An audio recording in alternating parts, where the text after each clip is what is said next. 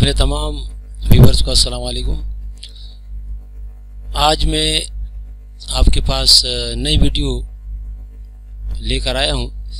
इस वीडियो में मैं आपको बताऊंगा कि ज़मीन की उम्र कितनी है और साइंसदान ये कैसे मालूम करते हैं कि ज़मीन कितनी उम्र और ये कितनी पुरानी है। तो जायज़ा लेते हैं, इस तरफ थोड़ा सा आप तसल्ली रखिएगा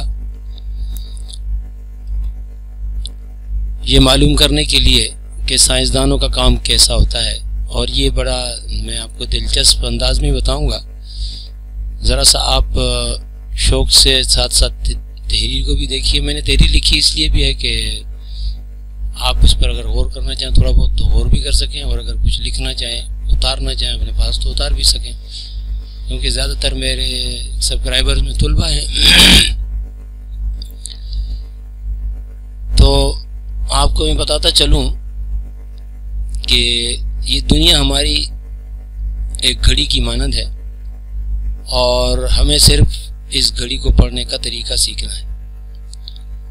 अगर आप खुद भी जायज़ा लेंगे तो कायनात का जो सारा अमल है वो एक बाकायदा रिदम के साथ अल्लाह ने बनाया है। चाँद की गर्दिश, सूरज की गर्दिश और ज़मीन की गर्दिश, सितारों की गर्दिश, ये पूरा एक निज़ाम एक मुनज़्ज़म तरीके से चल रहा है। और अल्लाह ताला ने कुरान पाक में भी इस चीज़ का जिक्र किया है। और अल्लाह ने अपनी कायनात में गौर फिक्र करने के लिए खुद दावत दी है और उन लोगों की तारीफ की है जो अल्लाह की कायनात में दिन रात के आने जाने में गौर करते हैं।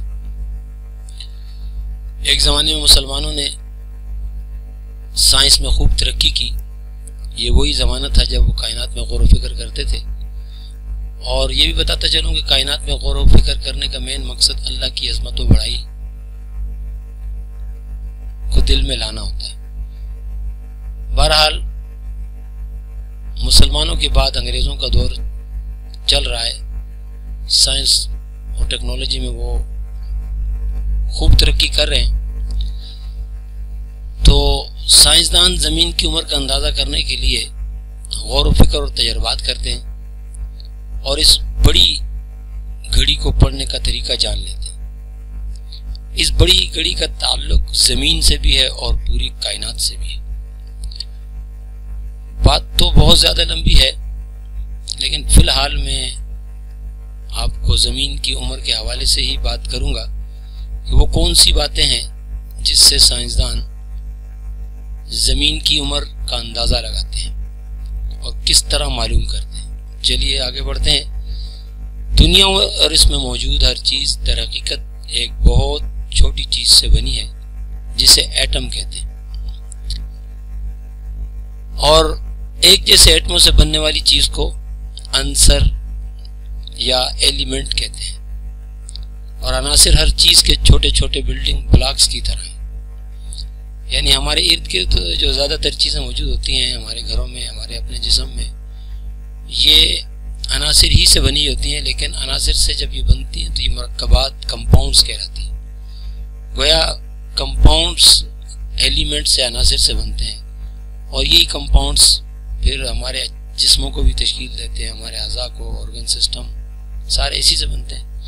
और इर्द गिर्द जो हमारे पास मुख्तलिफ किस्म का सामान है वो अनासिर ही से या अनासिर से बनने वाले मुख्तलिफ किस्म के मरकबात से, कंपाउंड से बने होते हैं। आपने कुछ अनासिर के नाम पहले भी सुने होंगे।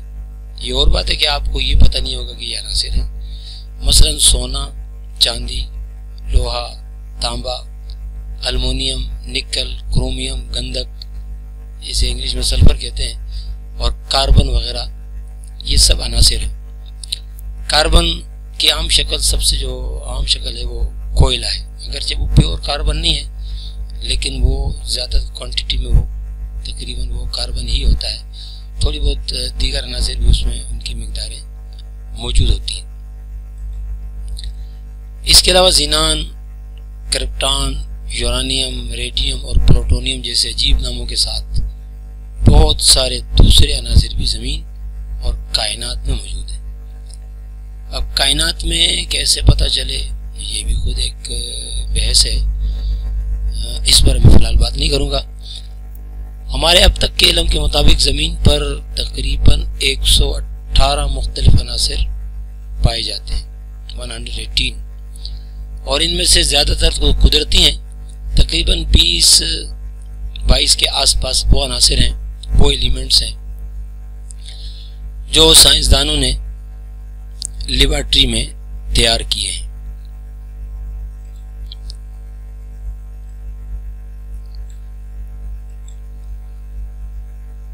ان میں سے زیادہ تر عناصر وقت کے ساتھ تبدیل نہیں ہوتے اور ہمیشہ کے لیے اپنی اصل حالت میں برقرار رہتے ہیں۔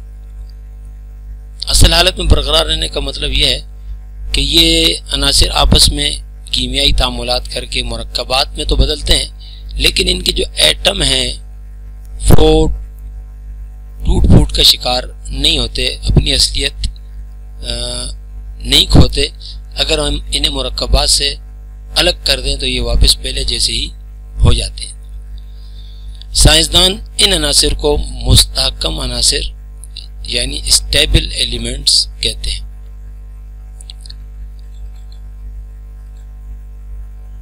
لیکن ایک دوسری قسم کے عناصر بھی ہوتے ہیں۔ یہ سارے عناصر جن کا میں ابھی ذکر کر رہا ہوں، یہ وہ 118 عناصر جو میں نے بتایا 118، انہی میں سے بتا رہا ہوں۔ تو ایک وہ عناصر ہیں جو وقت کے ساتھ ساتھ حقیقت میں کسی اور عنصر میں تبدیل ہوتے رہتے ہیں۔ یہ اتنے عام نہیں ہیں لیکن وہ ہر چیز میں ہیں۔ انہیں غیر مستحکم یعنی انسٹیبل یا پھر تابکار ریڈیو ایکٹیو عناصر بھی کہا جاتا ہے۔ یورانیم، ریڈیم، پلوٹونیم اور اسٹاٹین ایسے ہی کچھ غیر مستحکم عناصر ہیں، اور در حقیقت غیر مستحکم عناصر ہی وہ گھڑیاں ہیں جن کی مدد سے سائنسدان سورج، ستاروں، زمین اور زمین پر موجود کسی چیز مثلاً پہاڑ یا چٹان کی عمر کا اندازہ لگاتے ہیں۔ لیکن آپ حیران ہوں گے کہ یہ عناصر آخر کس طرح ان چیزوں کی عمر لگانے میں مدد دیتے ہیں۔ تو چلیے میں آپ کو اسی طرف لے کر چلتا ہوں۔ آپ نے ساتھ دینا ہے اور پیچھے نہیں ہٹنا۔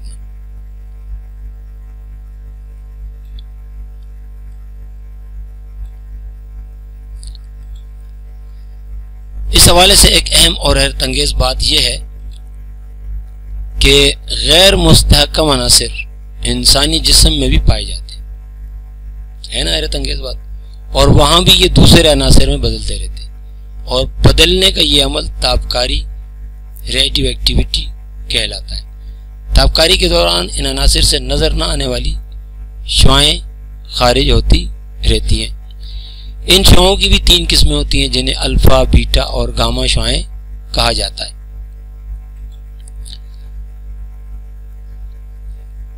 ان شعاعوں کے اخراج سے ایٹم ہلکے ہو جاتے ہیں اور نئے عناصر میں بدل جاتے ہیں۔ عنصر کیمیکل ریئیکشن کے دوران تو نہیں بنتا اور نہ ہی بدلتا ہے، لیکن یہ شعاعوں کا اخراج ایک قدرتی عمل ہے جسے ہم تابکاری یا ریڈیو ایکٹیویٹی کہتے ہیں۔ یہ ایک ایسا قدرتی عمل ہے کہ اس میں عناصر نئے عناصر میں بدل جاتے ہیں۔ اور قدیم زمانے میں جو مسلم سائنٹسٹ اور ان سے پہلے یونانی وغیرہ سونا بنانے کے لیے بے انتہا کوششیں کرتے رہے ہیں اور پھر ناکام بھی ہوتے رہے ہیں، کیونکہ وہ کیمیائی تعاملات کے ذریعے سونا بنانے کی کوشش کرتے رہے ہیں، اور کیمیائی تعامل کے ذریعے کبھی بھی سونا وجود میں نہیں آتا۔ لیکن آج سائنسدان یہ بات معلوم کر چکے ہیں کہ عنصر سے نیا عنصر اصل میں کیمیائی نہیں بلکہ طبعی عمل یعنی فزیکل ریئیکشن کے ذریعے وجود میں آتا ہے، اور وہ فزیکل ریئیکشن یہی تابکاری ہے یعنی ریڈیو ایکٹیویٹی، ان شعاعوں کا اخراج۔ نئے عناصر میں بدلنے کا جو عمل ہے یہ ہر عنصر میں نہیں ہوتا، انہی غیر مستحکم عناصر میں ہوتا ہے، اور نئے بننے والے عناصر پھر مزید شعاعیں خارج کر کے اور بھی ہلکے عناصر میں بدل جاتے ہیں۔ اس عمل کو تابکاری زوال کہتے ہیں، ریڈیو ایکٹیو ڈکے، کیونکہ بھاری عنصر اپنے سے چھوٹے ہلکے عنصر میں بدل رہا ہے تو اس عمل کو نیچے جانے کا عمل ہے، تو اس لیے زوال کا نام دیا گیا۔ اور یہ عمل اس وقت تک جاری رہتا ہے جب تک مستحکم عناصر وجود میں نہ آ جائیں، یعنی ایک ایسا عنصر جب تک وجود میں نہ آ جائے جو اپنے آپ کو قائم رکھ سکے، تو یہ ہر نیا عنصر پھر شعاعیں خارج کرتا رہتا ہے۔ چلیں اس زمن میں ایک اور اہم بات بھی بتاتا چلوں، ناراض تو نہیں ہو رہے؟ چلیں یہ آپ کے فائدے کی باتیں ہیں، علمی باتیں ہیں شوقین لوگوں کے لیے۔ اگر تابکار عنصر، ہر تابکار عنصر ایک خاص انداز میں زوال پذیر ہوتا ہے، زوال پذیر بولیے گا نہیں، ابھی جو پہلے میں نے عمل بتایا ہے یعنی تابکاری زوال، تو اس کو بھی میں کہہ رہا ہوں کہ وہ بھاری سے چھوٹے اور پھر اس سے چھوٹے عنصر میں تبدیل ہوتا جاتا ہے، تو یہ عمل زوال پذیری کہلائے گا۔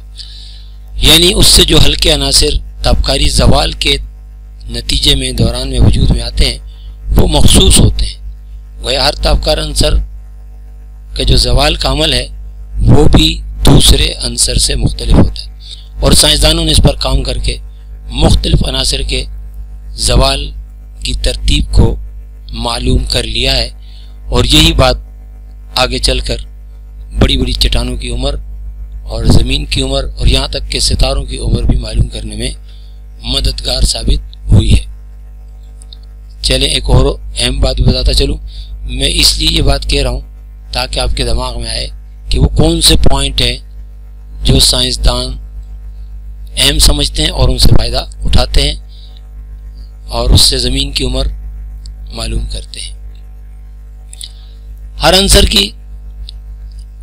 کے آدھے ایٹم ہمیشہ ایک مخصوص وقت میں ہی زوال پذیر ہوتے ہیں، ہر عنصر کے آدھے ایٹم ہمیشہ ایک مخصوص وقت میں ہی زوال پذیر ہوتے ہیں۔ یہ وقت اس عنصر کی آدھی عمر، نصف حیات یا ہاف لائف کہلاتا ہے۔ یاد رکھیے یہ خاص ٹرم ہے اور اس کے خاص معنی ہیں۔ چلیے میں اس کو بھی واضح کرتا ہوں۔ ہر عنصر کی آدھی عمر دوسرے عنصر سے مختلف ہوتی ہے، اور یہ نصف عمر یا آدھی عمر یا ہاف لائف سیکنڈ کا کچھ حصہ یعنی سیکنڈ سے بھی کم یا پھر ہزاروں سال تک ہو سکتی۔ مثلا ریڈیم کی آدھی عمر 1600 سال ہے، 1600 سال۔ اس کا مطلب یہ ہے کہ اگر کسی جگہ ریڈیم 1000 گرام موجود ہے یعنی 1 کلو گرام، تو اس میں سے 500 گرام کو دوسرے عنصر میں بدلنے کے لیے 1600 برس درکار ہوں گے۔ اور یہ صرف اتنا ہی نہیں بلکہ بچنے والا 500 گرام ریڈیم اگلے 1600 سال میں ختم نہیں ہوگا، بلکہ 500 گرام میں سے 250 گرام کو دوسرے عنصر میں بدلنے کے لیے پھر 1600 سال ہی درکار ہوں گے، اور آدھے ہونے کا یہ سلسلہ اسی طرح جاری رہتا ہے۔ آپ یقیناً ہاف لائف کا مطلب سمجھ گئے ہوں گے، لیکن اس کا یہ مطلب بالکل نہیں ہے کہ سائنسدانوں نے اتنا عرصہ انتظار کیا ہے یہ معلوم کرنے کے لیے 1600 برس۔ ظاہر ہے یہ تو ممکن نہیں ہے، بلکہ اس کے لیے انہوں نے لیبارٹریز میں تجربات کے ذریعے وہ فارمولے دریافت کیے ہیں، اور پھر ان فارمولوں کی مدد سے انہوں نے تابکار عناصر کی ہاف لائف معلوم کی ہے۔ اس طرح وہ تمام تابکار عناصر جو ان کے علم میں ہیں اور جو زمین میں پائے جاتے ہیں ان کی ہاف لائف معلوم کر چکے ہیں۔ اب سائنسدان اس ہاف لائف سے کس طرح کسی چیز کی عمر معلوم کرتے ہیں؟ چلیے اس کے لیے ایک مثال کی طرف آتے ہیں۔ اگر ہمارے پاس کوئی ایسی چیز ہے جس میں कार्बन 14 नामी यानी C14 एक गैर मुस्तहकम अंसर है, ये उसमें मौजूद है। इस अंसर की आधी उम्र 5730 बरस मालूम की गई, 5730 साल। ये एक तापकार अंसर है। ये अंसर पहले मरहले में नाइट्रोजन 14 में तब्दील होता है। चले मैं थोड़ा सा बताता चलूँ ये 14 का क्या मतलब। कार्बन 14 का मतलब ये है कि इस अंसर के न्यूक्लियस में, इस अंसर के हर एटम के न्यूक्लियस में 6 प्रोटॉन होते हैं और साथ में 8 न्यूट्रॉन होते हैं। इस तरह टोटल ये ज़र्रात 14 बनते हैं। तो ये इसके आधे एटम 5730 बरस में नाइट्रोजन 14 में तब्दील होते हैं। नाइट्रोजन 14 का मतलब है वो नाइट्रोजन जिसमें 7 प्रोटॉन के साथ 7 न्यूट्रॉन होते हैं। ख्याल रखिएगा वहाँ 6 प्रोटॉन 8 न्यूट्रॉन और यहाँ 7 प्रोटॉन और 7 न्यूट्रॉन होते हैं। तो कार्बन 14 नाइट्रोजन 14 में तब्दील हो जाता है और इसके लिए कार्बन 14 के एक एटम के न्यूक्लियस से एक बीटा ज़र्रा यानी इलेक्ट्रॉन खारिज होता है। इस तरह न्यूक्लियस में मौजूद एक न्यूट्रॉन प्रोटॉन में बदल जाता है। मैंने क्या कहा है, न्यूट्रॉन प्रोटॉन में बदल जाता है। जी हाँ, न्यूट्रॉन असल में खुद भी कुदरती तौर पर 2 ज़र्रात का मजमुआ है, एक प्रोटॉन और एक इलेक्ट्रॉन। न्यूट्रॉन जब टूटता है तो अपने अंदर से एक इलेक्ट्रॉन खारिज करता है। इलेक्ट्रॉन पर नेगेटिव चार्ज है, पीछे प्रोटॉन बच जाता है। प्रोटॉन न्यूट्रॉन से थोड़ा सा हल्का होता है। इस तरह कार्बन 14 का एटम नाइट्रोजन 14 में बदल जाता है और ये एक एटम की सिचुएशन है। तो इस तरह मजमूई लिहाज से कार्बन 14 से हल्का नाइट्रोजन 14 वजूद में आ जाता है। और हमारी इस चीज में मौजूद तमाम कार्बन 14 में से आधे को यानी आधे एटमों को दूसरे अंसर नाइट्रोजन 14 में तब्दील होने में तकरीबन 5730 साल लगते हैं। अब आप कुछ अंदाजा लगा चुके होंगे कि किस तरह साइंसदान किसी चीज की उम्र का अंदाजा लगाते हैं। ये मालूमात ही उन्हें काम देती है। चलिए आगे बढ़ते हैं। अब साइंसदान इस चीज में मौजूद नाइट्रोजन 14 की मिकदार मालूम करते हैं, यानी कुल मिकदार कितनी है, और फिर ये फार्मूले की मदद से मालूम करते हैं कि ये मिकदार कार्बन 14 से कितने अरसे में बनी है और यही अरसा या वक्त उस चीज की उम्र होता है। अब आप यकीनन समझ गए होंगे कि साइंसदानों ने जमीन की उम्र किस तरह मालूम की होगी और आप यकीनन साइंसदानों की जहानत को दाद देंगे। और जाहिर है ये अमल किसी एक साइंसदान का काम नहीं होता, बल्कि कई साइंसदान काम करते हैं जिसके नतीजे में इस किस्म की मालूमात हासिल होती है।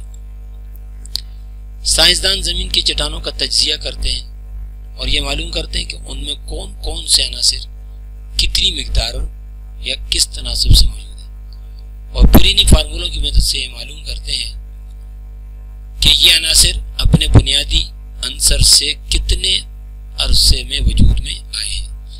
बुनियादी अंसर हर उस अंसर को कहेंगे जो शुआएं खारिज करता है, और जो शुआएं खारिज करने के नतीजे में अंसर बनता है उसे हम सानवी अंसर या सेकेंडरी एलिमेंट भी कहते हैं। और जब सेकेंडरी एलिमेंट बन जाता है फिर वो शुआएं खारिज करता है तो उस वक्त वो बुनियादी अंसर होता है और उससे बनने वाला अंसर अगले मरहले का सेकेंडरी आंसर बन जाता है।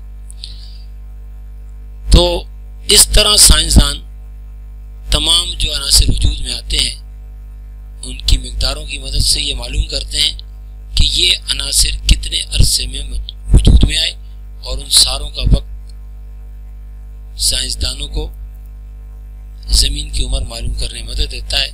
और इस तरह साइंसदान हमें बताते हैं कि हमारी ये दुनिया कितनी पुरानी है